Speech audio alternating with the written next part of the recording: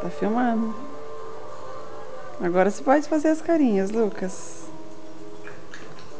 Ai, hoje à noite. Tem hora que fica tão acomodadinho no colo, mas tem hora que fica muito Ontem à noite nossa, eu grudei nele, apertei ele. Tanto carinho que tinha feito, né?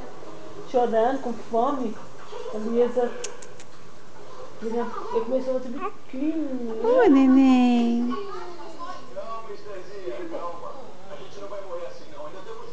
Lucas. Lindinho. Você gosta de mostrar a linguinha, né?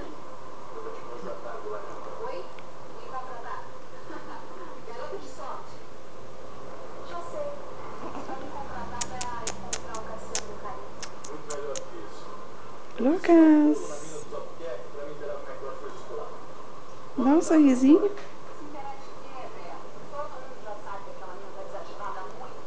Você tá olhando pra mim assim? Ai.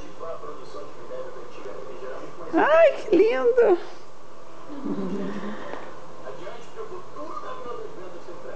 Lindinho. Ele ficou lindo também, né?